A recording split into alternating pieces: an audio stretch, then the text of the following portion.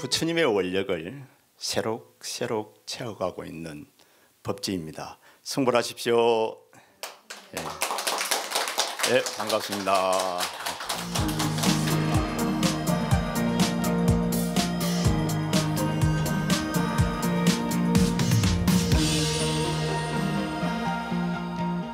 길은 없다. 이게 본 강의의 큰 전제 타이틀입니다. 길, 부처님께서도 길에서 났다가 길에서 가셨다니 그 길은 정말 우리가 떠날 수 없는 길입니다. 그죠? 그 길, 그죠? 이걸 한자는 도라 그러죠, 그죠? 도. 그래, 그 길을, 그 도를 연구하는 사람을 뭐라 그럴까요? 도를 배우는 사람을 학도자, 그죠? 도를 전문적으로 가는 사람을 도학자. 좀 내 생각이 붙었습니다. 그래서 이게 좀 헷갈리더라고. 도학자. 그래서 우리는 전부 다 도학자입니다. 도를 배우는 사람이라기보다는 도의 전문가들, 그죠? 그래, 오늘은 길은 없다, 무로 길은 없다 제 11강 보리선사와 동산양계선사. 보리선사와 동산양계, 동산양계와 보리선사 편을 가지고 같이 한번 생각해보고 공유하고 공감해보도록 하겠습니다. 절이 어떻습니까? 절이 좋죠?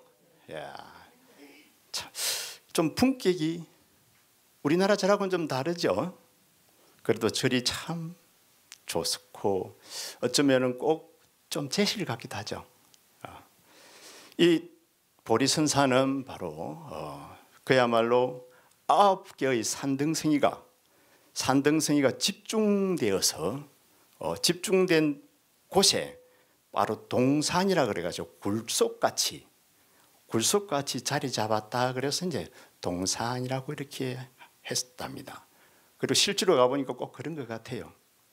그리고 봄에는 참 꽃이 만발하고, 그죠? 여름에는 시원한 바람이 있고, 가을에는 가을달이 밝고, 겨울에는 하얀 눈이 와서 별천지를 만들어 버리는 곳. 이곳이 바로 보리선사, 동산 양계스님이 주셨던 그런 곳입니다. 이 사찰도 사실은 동산 양계스님이 도를 깨달아 놓으니까 신도들이 지어줬답니다. 처음에. 그래서 강복사라는 이름으로 지어줬다가 중국의 역사는 파란만장하죠. 우리나라하고도 좀 다릅니다. 중국은 엎어버리는 걸 잘합니다. 그죠? 딱 하면 다 엎어버려요. 다 끝내버려. 그러다 보니까 이 큰 스님이 주석하셨던 보리선사도 망고의 세월 앞에 풍랑이 거셉니다. 그죠? 우리가 말하는 해창법난 842년이죠. 해창법난을 만나고 그 다음에 항소의 난도 들어봤죠? 항소의 난도 이제 875년 정도에 납니다. 나가지고 한 10년 동안이죠. 항소의 난이 일어남으로 해가지고 그 항소하고, 그죠? 그다음에 그 왕선지라는 사람이 난을 일으킵니다. 일으켜버리니까 10년 동안 난을 일으키니 세상이 어떻겠습니까? 그때는 또 절집안이 남아나는 게 없습니다. 거기다가 그 북주 세종이 또 범난을 일으켜 버립니다. 그게 975년입니다. 그와 같은 세월을 겪었는데 이 절이 남아 있겠습니까? 그래 망고 풍상을 겪다가 이제 바로 청나라 때 우리가 잘 아는 강희 황제가 다시 절을 잘 꾸미고 동산 공덕선사를 그때 보리선사로 이제 개창 다시 이름도 바꾸고 편액을 해서 지금까지 전해지고 있는데 그 뒤에도 또 문화 대혁명이 있었죠. 그때도 또한 남아나는 게 없었습니다. 그리고 지금에 와가지고는 이렇게 웅장한 절로 자리 잡고 있습니다. 우리가 생각하고 상상하는 것보다도 더 굉장합니다. 지도 보면은 어디 정도이냐 하면은요, 바로 이 강서성 보이죠? 호남성하고 강서성 여기에 있고, 태어난 곳은, 스님이 태어난 곳은 절강성이고, 그 다음에 수계를 받아가지고 구족교를 받은 곳은 숭산 하남성입니다. 거리는 별로 안 되는 것 같죠? 그런데 실제로는 엄청나게 먼 거리입니다. 그걸 이제 나중에 제가 한 편의 그 사친서, 동산양계 스님이 출가를 알리는, 그 부모님에게 알리는 그 사친서를 보면은 조금 나타납니다. 자, 동산보리선사는 이제 여기에 있죠, 그죠? 여기에 있고, 진여선사도 있고, 우민사는 마조 스님이 계셨던 곳이죠. 항백 스님이 계셨던 곳, 백장사, 미린사, 나중에 미린사도 위산영우 스님을 찾아가거든요. 미린사, 그 다음에 보금사, 그 다음에 이제 주위에 보적사, 밑으로 정거사, 그 다음에 소가는 어디죠? 바로 우리 남아선사가 있던 곳이죠. 항매는 스님이, 육조 스님이 출가한 곳, 그죠? 이렇게 대충 한번 우리가 전체적인 감각을 한번 잡아볼 수가 있습니다. 절로 올라가는 길인데 사진이 많지요. 그러니까 아까 9능성이 집중하고 있다 그랬죠. 그래서 올라가는 길이 많습니다. 그래서 그냥 막 길이 많구나. 대원사도 올라오면 여기로 와도 되죠. 어디서 와도 됩니까? 저쪽 뒤에서 넘어와도 됩니다. 부지런한 사람은 걸어서 산 하나 넘어서 말입니다. 대원사만 좋다 그러면 그래 안 오겠습니까? 그죠? 그런데 냉수 땅에 고기 먹으러 오는 사람은 넘어오더라고. 절에 오는 사람은 안 넘어오지만, 보리선사 정경인데 별로 꼭 묻혔죠. 동굴처럼 묻힌 것처럼 보이죠. 그런데 그냥 한번 제가 보여본 것은 이 앞에 있는 것이 우물입니다. 그죠? 우물. 연못, 못이죠. 그래서 중국 좋은 절들은 전부 다 절 밑에 연못을 갖추고 있어요. 이걸 방생제라고 그럽니다. 그죠? 방생제를 꼭 갖추고 있습니다. 대원사도 방생제가 있죠. 그래가지고 제가 조그만한 연못을 저기 하나 만들어 놨습니다. 다 나도 생각이 깊죠. 자, 이게 그 당시 제가 제일 처음 2011년 이때 바로 이 보리선사를 찾았을 적에 이렇게 중창 중이었어요. 중창 중이었는데 지금은 조금 전에 본 대로 완벽하게 다 이루어져 있습니다. 그때 이런 이야기를 나눴어요. 그때 원주 스님이랑, 아니 원주 스님, 절 이거 언제 다 짓습니까? 이렇게 물어보니까 대답이 참 재미났어요. 지금 다 잊어버렸을 거예요. 내년에 지구 종말이 안 되면은 내가 내년에 완성을 할 겁니다. 이러는 거야. 그래서 깜빡 웃었지. 그때가 뭐였습니까? 2012년 12월 21일. 그때가 우리가 지구 종말 된다고 난리가 났던 데가 한 번 있습니다. 그죠? 마야 달력이 끝났다는 거라. 달력이 뒷날짜가 안 나오는 거라. 그러니까 끝난 거지. 이걸 나사에서까지도 인정하고, 프랑스에서는 그 당시 UFO가 온다고, 그죠? 어떤 산골에서는 그걸 기다리고 있었던 사건도 있었습니다. 그죠? 그때 한참 짓고 있었어요. 짓고 있다가 지금은 이렇게 웅장한 도랑으로 자리 잡고 있습니다. 대단히 웅장하죠. 그래서 중국 사람들의 특징은 제가 말씀드렸듯이 한번 엎으면 완전하게 다 망가뜨려버려. 그 망가뜨려버리는 게 이게 특징이라. 그런데 이 특징이 어쩌면 괜찮다라는 생각이 들 때도 있어. 물론 괜찮은 건 아닙니다. 그런데 왜냐하면 엎을 적에는 완전하게 엎어줘야 돼. 그래야 뒷사람이 어중간하게 한 것보다는 다 모아놓고 다시 짓는 게 나사. 좀 문화적 유산이 아깝긴 하지만 말입니다. 근데 재밌는 거는 우리가 힌두교를 보면은 신이 5만 분들이 다 신인데 그 중에서도 세 신이 있습니다. 첫째가 브라만 신입니다. 그다 브라만 신, 그 다음에 비슈누 신, 그 다음에 시바 신입니다. 브라만 신은 뭡니까? 창조의 신입니다. 비슈누 신은 창조를 유지시키는 신입니다. 그 다음에 시바 신은 두드러 부숴버리는 신입니다. 그런데 재미있는 것은 사두들이라 그래요. 힌두교 성자들을, 수행자를 사두라고 하고 있던데, 그때 그 당시 내가 인도 갔을 적에 92년도에 그래 나는 기억으로는 그래요. 그 사도들이 아침 되면은 이렇게 자리를 하나 마당에 딱 펴놓고 아무데나 펴니다, 그죠? 자부 같은 자리를 하나 펴놓고 두껍지도 않아죠. 그냥 얇은 걸 하나 펴놓고 머리도 이렇게 잘 수염도 잘 기르고 머리도 쪽두리 비슷하게 이렇게 해요. 정결하게 하고는 희한한 동작을 또 하면서 그 다음에 뭘 하나 이렇게 담배 비슷한 걸 이렇게 피워요. 그래 지금 생각해 보니까 그게 뭐 약인 것 같아. 그래가 조금 혼수 상태가 아니고 좀 이상한 상태. 그때부터 기도를 하게 하는 겁니다. 시작하는 겁니다. 어떻게 기도합니까? 오메 시바. 뭐 시바 신을 찬탄하는데 무슨 신입니까? 파괴의 신. 파괴는 무엇을 가져온다고? 창조를 가져오지 않습니까? 그죠? 그래서 그 시바 신. 그래서 파괴를 너무 무서워할 필요는 없습니다. 그죠? 새로 고칠 거 있으면 새로 싹 고치는 거. 뭐 물론 그대로 써도 좋은 것도 있고, 그죠? 그래서 우리가 참고를 할 뿐입니다, 그죠?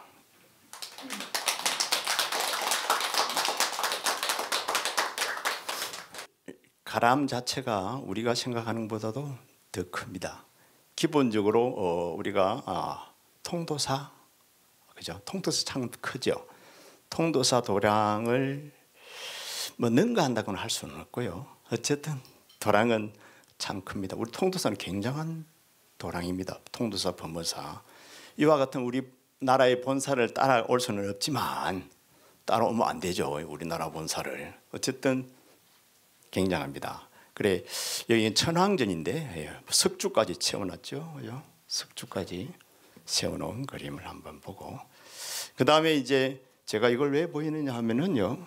여기 보면은 치미라 그래. 치미, 그죠? 이 치미가 이 사찰의 그 행식 자체를 당나라 때, 송나라 때 이와 같은 건축 문화가 발달합니다. 이 치미 꼴이 있죠.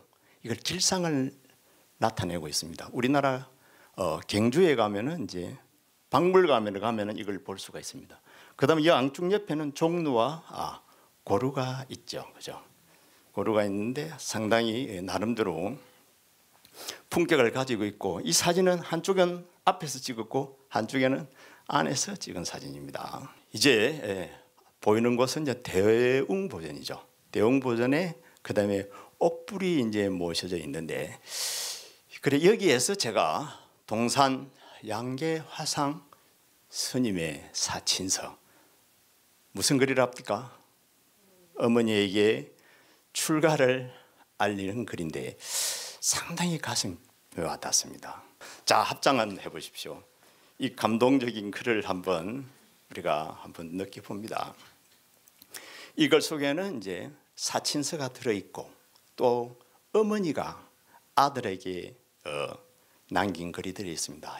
엎드려 듣자오니 모든 부처님이 세상에 나올 때는 모두 부모에 의탁하여 삶을 받았으며 만물이 생겨날 때는 모두 하늘이 덮어주고 땅이 실어주는 힘을 빌었다 하였습니다.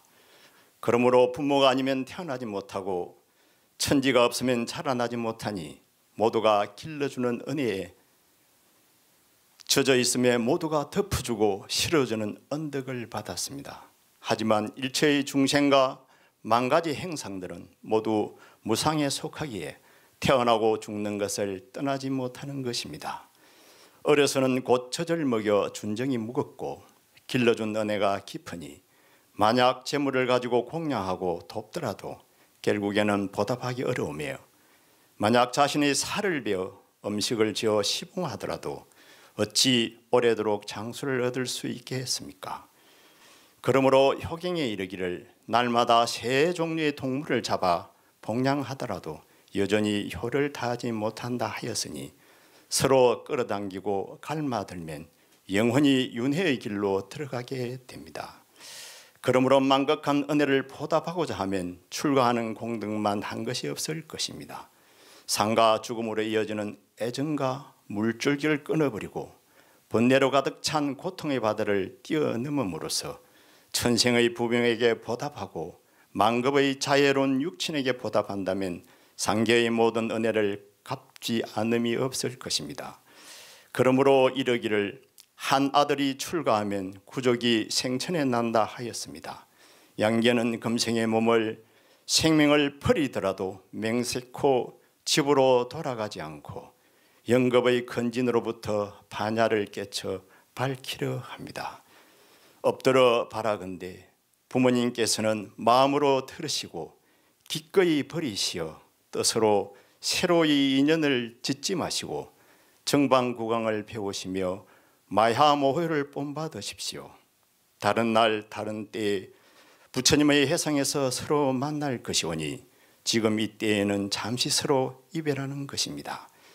양계는 오역죄를 저지르고 부모 공양을 거절하는 것이 아니라 세월이 사람을 기다려주지 않기 때문이니 그러한 까닭에 이 몸을 금생에 제도하지 못하면 다시 어느 생에 기다려 이 몸을 제도할 것인가 라고 한 것입니다. 엎드려 바라건대 부모님의 마음에 이 자식을 다시는 기억하지 마십시오. 그 다음에 이제 어머니의 답입니다. 어머니의 답 속에서는 이와 같은 말이 나옵니다. 왕상이 효도를 하기 위해서 얼음 위에 누워서 얼음을 깨야만이 잉어를 구해서 어머니한테 공양을 올릴 것인데 그 왕상은 얼음 위에 누워서 그럽니다. 잉어야 내 어머니에게 공양할 수 있게 한 마리만 이렇게 뛰어 올라와줘. 그래가니까 잉어가 얼음 위로 툭 뛰어 올랐다 그럽니다. 지극한 효를 이야기하고 있습니다. 정난이라는 사람도 어머님의 조각을 해가지고 그 어머님을 모시고 이렇게 기도하고 살았다는 그 이야기가 이 속에는 나옵니다. 그죠? 자, 낭해 답이라. 어머니 답. 나는 너와 더불어 예로부터 인연이 있어오다. 비로소 애미와 아들로 맺어짐에 애욕을 취하여 정을 쏟게 되었다. 너를 가지면서부터 부처님께 기도를 드려 아들을 낳게 해달라고 원하였더니 임신한 몸에 달이 찾아 목숨이 마치 실끝에 매달린 듯 하였으나 마침내 마음에 바라던 것을 얻게 되어 마치 보배처럼 아끼며 똥오줌 냄새도 싫어하지 않았으며 젖먹일 때도 그 수고로움을 게을리하지 않았다. 차츰 성인이 되면서부터 밖으로 보내어 배우고 익히게 하며 간혹 잠깐이라도 때가 지나 돌아오지 않으면 곧장 문에 기대어 바라보곤 하였다. 보내온 글에 굳이 출가하기를 바라지만 아버님은 돌아가셨고 애미는 늙었음에 내 행은 인정이 메마르고 아우도 성격이 싸늘하니 내가 어찌 기대어 의지할 수 있겠느냐. 아들은 애미를 팽개칠 뜻이 있으나 애미는 아들을 버릴 마음이 없다. 내가 훌쩍 다른 지방으로 떠나가고부터 아침 저녁으로 항상 슬픔의 눈물을 뿌리며 괴롭고도 괴롭도다. 그러나 이미 맹세코 고향으로 돌아오지 않는다 하니 곧 너의 뜻을 따를 것이로다. 나는 너가 왕상의 얼음 위에 누운 것이나 정난이 모친을 나무에 새긴 것과 같이 하기를 기대하지는 않는다. 단지 너가 목련존자와 같이 나를 제도하여 고해의 바다에서 벗어나게 하여주고 위로는 불가에 오르기를 바랄 뿐이다. 만일 그렇지 못할 것 같으면 깊이 허물이 있을 것인즉 모름지기 간절하게 이를 체득하여 알아야 할 것이다.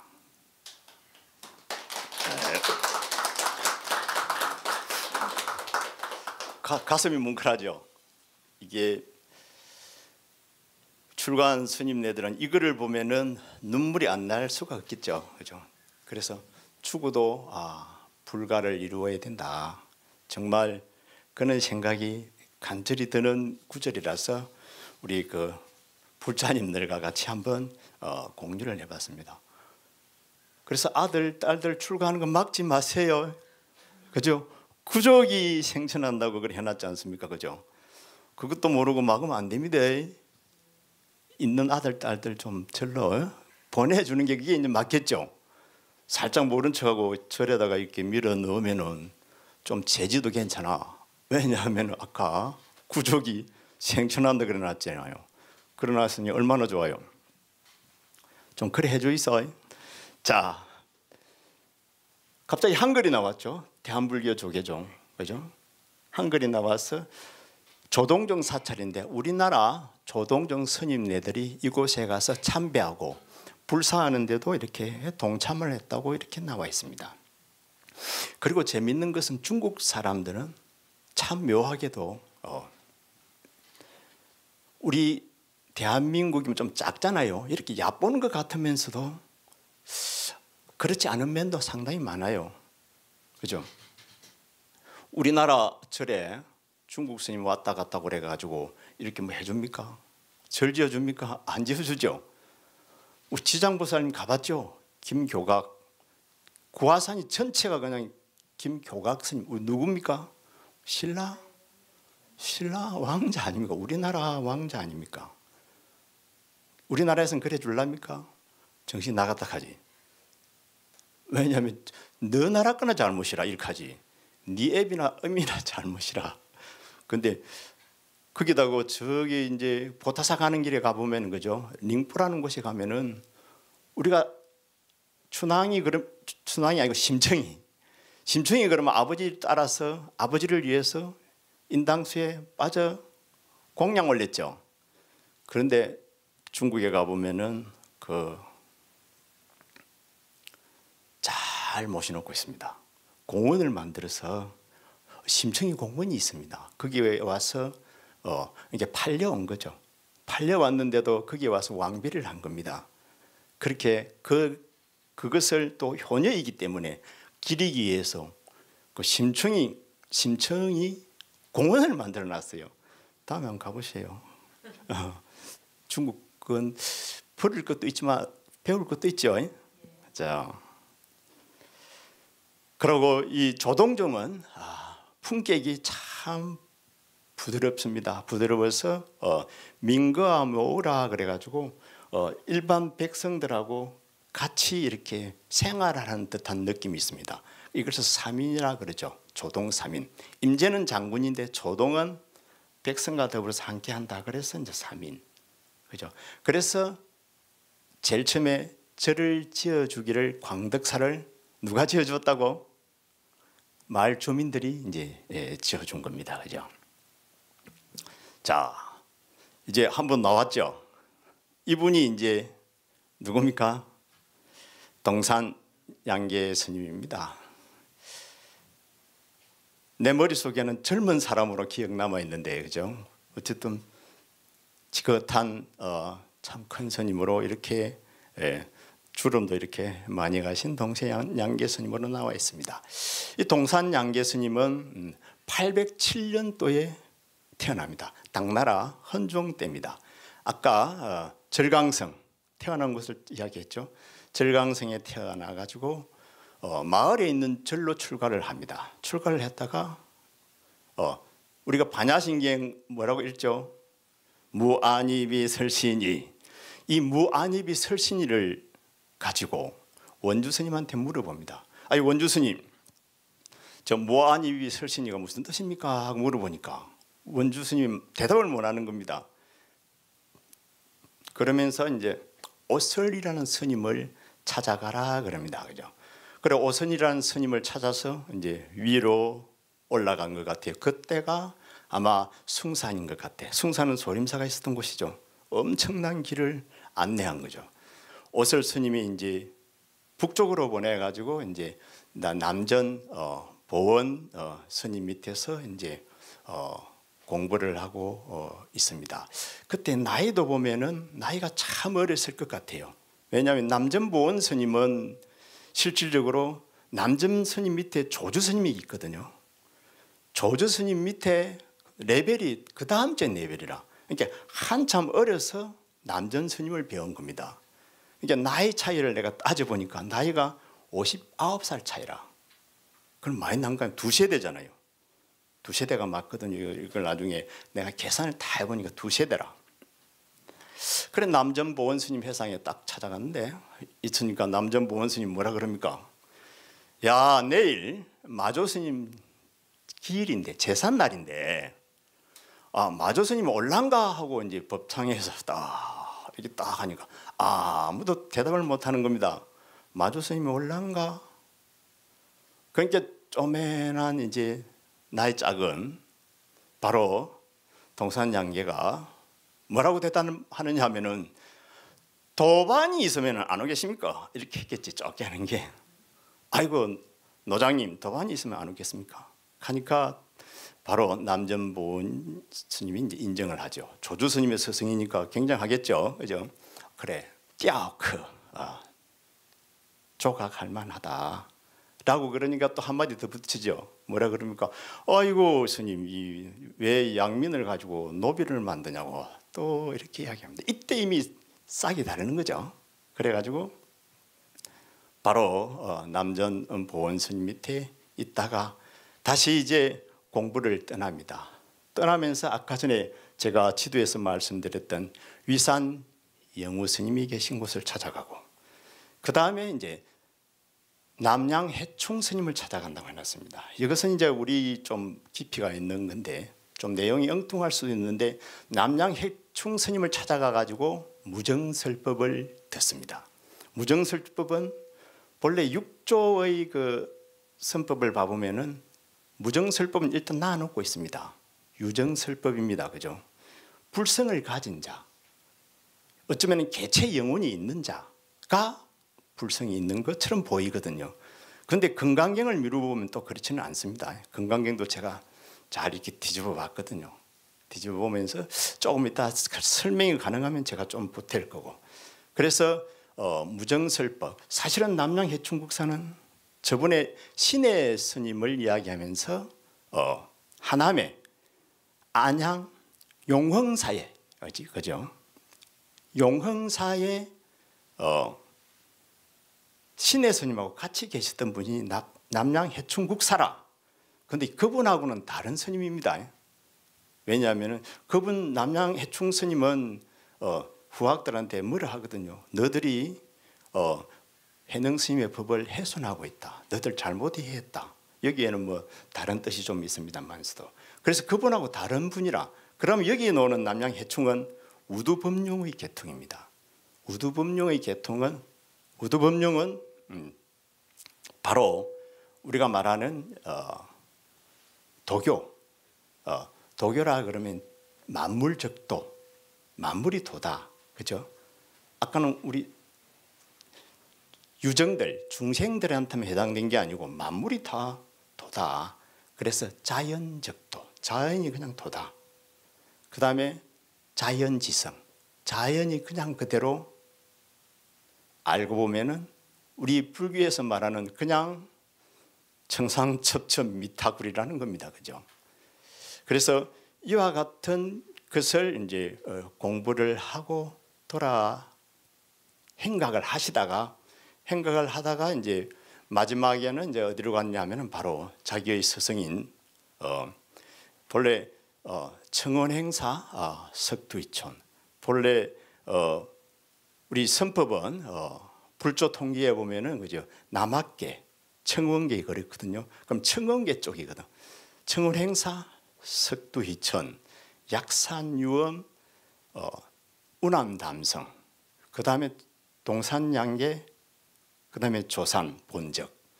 그래가지고 운것도응 해가지고 아까 묵조로 청동 경기로 이렇게 내려가거든요. 그래서 그와 같은 이제 과정 속에서 바로 자기의 스승인 우남담성을 만나서 이제 깨달음을 이제 완전한 깨달음을 이제 얻게 됩니다. 시간 나면은 또 한번 짚을 거고 일단은 그러면 조동종의 선법을 잠깐 알아봐야 됩니다. 그죠?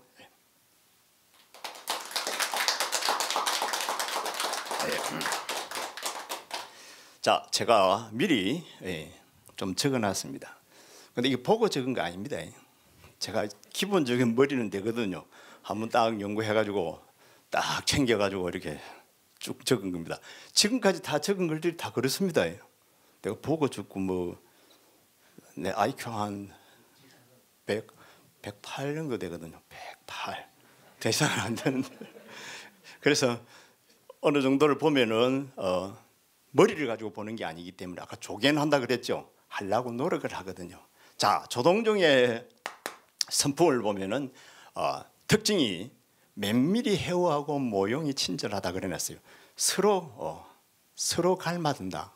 이게 채와 용이 이하사가 서로가 호응한다는 겁니다. 아까 말사랑과 스님들이 서로 호응하고 여기는 중생계와 부처님계가 서로 호응해서 깨달음을 같이 공유한다, 나눈다 이렇게 이제 생각하면 되고 그 다음에 제가 말씀드렸듯이 가장 중요한 것은 어떤 종사가 있고 어떤 선사가 있으면 그 종사, 그 선사는 무슨 불성사상을 가지고 있는 어떤 불성사상 그러니까 중생과 부처님의 관계 이게 생불관계라고 그러거든요. 어떤 불성사상을 가지고 있는가 그 다음에 어떤 수정관 그 불성사상을 가지고 있으면 그걸 어떻게 체득할 것인가 이걸 수정관이라고 그랬죠. 그 수정을 하고 나서 어떻게 제자들을 가르칠 것인가 그죠? 제접할 것인가 이 세 가지로 나눌 수가 있습니다. 그러면 어떤 불성사상이냐면 바로 성녀 청정 적시법신이라 이는 불성사상을 가지고 있습니다. 성품이 청정하면 그만 법신이라 하는 겁니다. 성품이 청정한 법신이고 그 다음에 불은 바로 부처님 어디 있냐면 자기의 성 중에 있다. 이 성은 여기에서 이제 심하고 같이 갑니다. 같이 가는데 같이 가는 것을 내가 잠깐 말씀드리고 그 다음에 무착진종이라는 것은 이제 무착이라고 하는 것은 애착만 안 하면 된다. 그죠? 착만 안 하면 안 된다. 탐착만 안 하면 된다. 탐진치만 버리면 된다는 겁니다. 그죠? 그럼 이 무착이라고 하는 것은 깨달음의 방법이면서 깨달음의 경계이겠죠. 깨닫고 나면 무착이 되겠죠. 또 깨달으려면 착을 버려야 되겠죠. 그죠? 그래서 수행이면서 경계인 것입니다. 그리고 또 불뱅지체라 그래가지고 덕이망에는 바로 이 도가에서의 그림 장자님의 말입니다. 도가에서의 글인데 뜻을 얻으면은 글을 말을 잃으라는 겁니다. 그래서 글이라고 하는 것은 돌을 담는 그릇이라는 겁니다. 그죠? 말도 역시 그렇다는 겁니다. 그래서 뜻을 얻으면은 말은 잊어라. 그래서 이제 불뱅지체라. 그리 되면은 병이 없겠죠. 그 자리는 무성한 자리입니까? 바로 청정한 자리입니다. 그리고 이제 이사원융의 현중지지라. 이렇게 이와 사가 조금 전에 말씀드렸던 대로 현중 그 속에 현중의 지각한 뜻을 가지고 있는 겁니다. 이것을 이제 나름대로 조동종의 불성과 수정으로 이렇게 볼 수가 있고요. 그 밑에는 이거는 뭐냐면은 이제 제접법입니다. 이걸 해탈관이라고 그러죠. 제접법이 이제 사빈주, 삼종삼루, 삼노접인, 그 다음에 삼종타, 그럼 군신오희, 공훈오희, 정펜오희 이래 가지고 제접법이 많이 나옵니다. 깨달았으면은 그 깨달음을 공유해야 될 거 아닙니까? 그 공유하는 방법으로 여러 가지 방법을 이렇게 많이 씁니다. 이 쓰는 방법은 선사들마다 각자 특징이 조금씩 다 다릅니다. 그죠? 그걸 이제 전체적으로 말을 했고 조금 이제 한번 살펴보겠습니다. 왜냐하면 이게 그 어떤 법이라도 전통성이 있어야 되겠죠. 전통성을 줄내려면 누가 하면 되면 됩니까? 바로 붓다한테 가야죠. 붓다한테 가려면 어디로 가야 되겠습니까? 건강경으로 가야죠. 건강경으로 가면은 신심청정이라는 말이 나옵니다. 혹시 기억하시는 분들 많을 겁니다. 이 청정이라는 말이 건강경에는 두 번 나옵니다. 두 번 나옵니다. 두 번 나오는데 바로 장엄 정토본에서 한 번 나오고 억녀시 생청정심 하는 장엄 정토본에서 나오고 이거는 14 이상 정멸분 넷은 놈이다. 그래서 금방 14 이렇게 제가 구분을 놨죠. 구분을 놓은 것은 본래 구만아집은 구분해 놨겠으면 안 해놨겠습니까? 구만아집은 구분 안 해놨습니다. 그런데 소맹태자가 소연 양무제 아들이 태자였습니다. 그분이 구분해 놓은 거라. 구분해 놓으니까 우리는 이해하기가 쉽죠. 당장 14분에 들어가 가지고 찾으면 금방 나와버리잖아요. 그래서 열애선, 조사선, 분등선이 왜 구분해 놨다고? 공부하기 쉽게 하기 위해서 구분해 놓은 겁니다. 그죠? 그걸 또 참고를 해야 됩니다. 그래서 약부유인이 덕문시경하면 심청정한다. 그래서 적생실상한다고 딱 나옵니다. 이 심청정, 이게 마음이 깨끗한 자리, 이 자리가 뭡니까? 이게 불성의 자리죠. 이 자리를 육조해능스님은 뭐라고? 불성상청령이라고 하는 겁니다. 불성상청령. 불성은 항상 깨끗하다. 그래야 부처님하고 맹단을 같이 할 거 아닙니까? 그러고 나서 이제 또 육조 스님은 심성본정이라는 말을 하나 더 붙이죠. 그죠? 그리고 심과 성은 두 개가 한마디인 것 같으면서도 떼놓으면 심하고 성하고 같이 가는 겁니다. 그죠? 그래서 아까 불이 성 중에 있다, 심 중에 있다 이렇게 제가 말씀드린 겁니다. 그래서 정통성을 가지고 있죠. 그죠? 바로 부처님을 위로 이었고 바로 해능 스님의 제자로서 해능 스님의 법을 이은 거죠. 그죠? 근데 이와 같이 하려면은 뭐가 필요하면 무착이 필요한 겁니다. 착이 없어야 되는 겁니다. 모든 것이 착이 들어가면 이제 안 되는 겁니다. 자, 다 애착하죠. 애착 안 해요. 애착이 없었으면 우리는 다 죽었습니다. 그죠? 나도 지금 살아 있는 것은 나를 애착하기 때문에 살아 있습니다.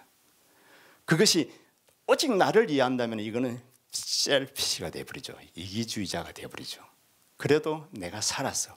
혹시나 도움이 좀 될까 싶어서 그렇게 핑계를 대고 나의 존재의 의미를 만드는 거죠.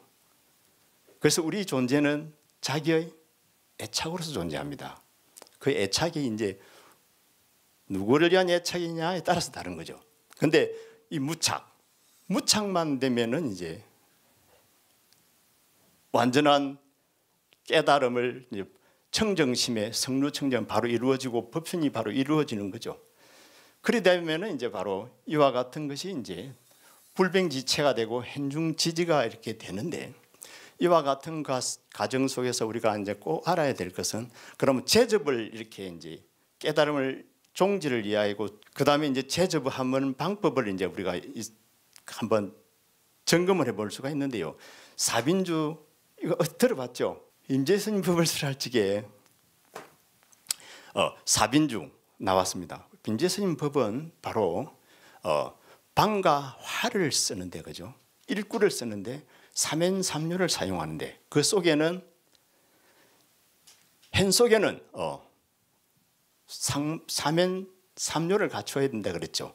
그 다음에 일hen 속에는 또 삼류를 갖추고 체중엔, 구중엔, 행중엔 하면서 사빈주, 사로관, 사조용을 가지고 아집과 법집을 깨트리게 해줬고 바로 우리 이 동산 스님은 바로 아까 여러 가지 이제 선법이 많이 있었지만 그 중에서도 가장 많이 쓴 선법이 이제 바로 정펜오입니다. 정과 펜. 정이라고 하는 것은 이제 2고 펜이라고 하는 것은 4입니다. 정은 공이 되고 펜은 색이 되고 정은 체가 되고 이건 용이 됩니다. 그러면 이 5가지 5이니까 5가지가 되겠죠. 이 5가지를 가지고 정중펜, 그죠? 펜중전, gem중내, gem중지, gem중도 이걸 가지고 결국에는 뭘 만들어내야 되겠습니까? 제자를 제접해서 결국에는 무착이 되도록 만들어내는 겁니다. 그죠? 그죠? 무착이 되도록 만들어내면은 결국에는 청정한 법신으로 돌아가 버리지 않습니까? 그죠? 그래 이것은 제가 바로 인재선을 설명하면서 좀 자세히 했습니다. 그걸 우리 불자님들이 참고를 해줬으면 참 좋겠습니다. 다만 비유를 하나 드린다면 바로 한쪽에도 그 어떤 쪽에도 치우치지 않고 그냥 그대로 나하고 대상하고 하나 되어버리는 상태. 이것을 임재선을 설명하면서 제가 설명을 잘 들었습니다. 이걸 비유를 한다면 어떻게 했습니까? 어디 살아요? 저 동네. 동네 살면은 올 적이 어떻게 옵니까? 대원사 가야 된다 오늘 강의가 있어서. 그러면은 생각하는 겁니다. 아, 오늘 대원사를 가야 된다. 이걸 생각합니다. 아, 어떻게 갈 것인가? 차를 타고 이렇게 내비를 틀어놓고 이렇게 가야지 하는 생각을 가는 것. 그 다음에 gem중지는 이 생각을 실천에 옮기는 겁니다. 그럼 실제로 오는 것. 그 다음에 이제 gem중도는 뭡니까? 실제로 와서 대원사 법당에 앉아 있는 것. 하나 된 상태입니다. 이걸 체중엔, 구중엔, hen중엔이라고 그랬죠. 그죠? 임재선에서 그 어떤 곳에 정중편, 어떤 곳에 치우치지 않고 이것을 그냥 그대로 하나가 되어 있는 상태. 이것을 이제 무착이라 그랬고, 무착이 되는 경계는 어떤 경계냐면은 아까 제가 이 조동종의 특징인데요. 우리가 꼭 인식적으로라도 인식을 할 수 있어야 되는데, 우리가 산매에 들라 그러면은 무슨 산매든지 산매에 들라 그러면은 가장 중요한 게 있습니다. 뭐가 있냐면은 바로 일반적인 생각을 가지고는 절대 못 듭니다. 왜냐하면 일반적인 생각 속에서는 생각이 들어있거든요. 분별이 들어있거든요. 그러니까 분별과 생각이 들어있는 생각으로서는 산매에 못 들기 때문에 분별과 생각이 없는 것, 이걸 뭐라 그러냐면 탐진치가 없는 상태. 이걸 일본 같은 데서 이미 연구를 해놨어요. 뇌파를 가지고 연구를 했는데 이 뇌파의 그 필름이 지구를 몇 바퀴 돌았답니다. 뇌파를 가지고 거기 보면 이제 바로 알파파가 나와요. 알파파는 우리가 산매에 들어있는 상태. 관세음보살 기도하면 그 기도로, 하도하면 하도로 산매에 들어있는 상태. 거기에는 뭐가 없다? 탐진치가 없다는 겁니다. 거기에는 또 뭐가 없다?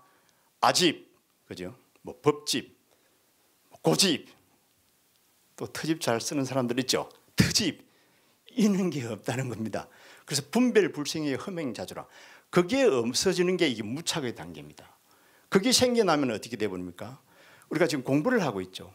이거는 내 외적의 영역이 내가 작동하고 있습니다. 분별이 작동하고 있습니다. 이 공부 상태는.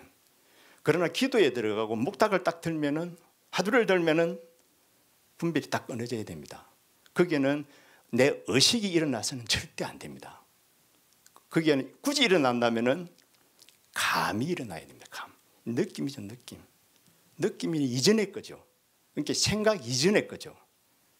그래서 뭐가 열립니까? 내적인 세계가 열립니다. 내적인 세계, 내면의 세계가 열리는 거고, 그 다음에 우리가 일반적으로 독서를 해서 독서산매에 들 수도 있습니다. 그죠? 이때는 내적인 영역이, 내의 내적인 영역이 작동합니다. 이걸 우리는 뭐라 그러냐면 이제 베타파라 그럽니다. 그 뇌파가 알파가 되어 있는 상태가 산매에 들어있는 상태인데, 우리 불가에서 말하는 기도, 하두, 연불 이와 같은 산매. 그 다음에 베타파라 그러면 일반적인 사람들이 자기가 열심히 일하는 것을 통해 가지고 산매에 들 수도 있죠. 그때는 외적인 내의 영역이 작동하고 있는 겁니다. 그래서 산매는 들었을 때 차이가 다릅니다. 그리고 나서 그 위에는 이제 감마파라고 있어요. 감마파는 어떤 상태냐면은 외적인 상태인데 아주 맛이 가버린 상태. 어느 정도 가버렸습니까? 완전히 흥분돼 버린 상태. 그래, 사람이 흥분되고 맛이 갔으면 어쩌면 됩니까? 도망가야 됩니다. 왜냐하면 지정신이 아닙니다. 베타 정상인 상태가 있고 정상인 상태를 벗어난 상태입니다. 그래서 사람이 술 먹고 막 이러면 어찌 됩니까? 아이 그래 네 잘했다 하고 이렇게 살짝 달래야 됩니다. 술 먹었다고 막 이렇게 하면은 됩니까?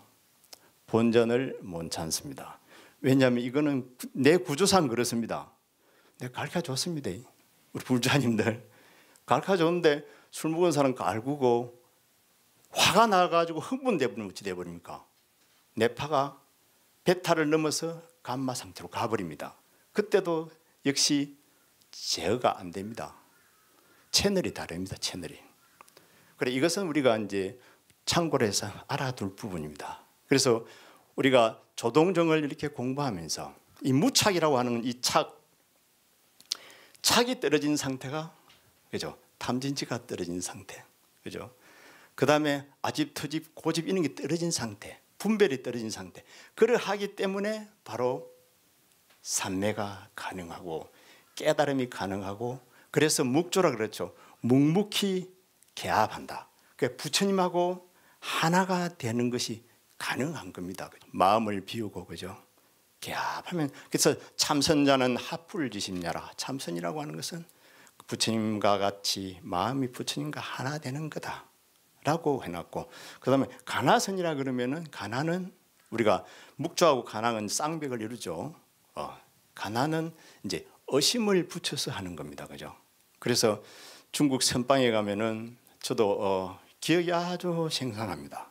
아침 저녁으로 이제 구참들이 소참 법문을 합니다. 잠깐 5분에서 10분씩 하면은 항상 듣는 말 따이 따우 샤이 샤우 우이 우우 찬 앞장 내려도 됩니다. 이게 무슨 말이냐면은요.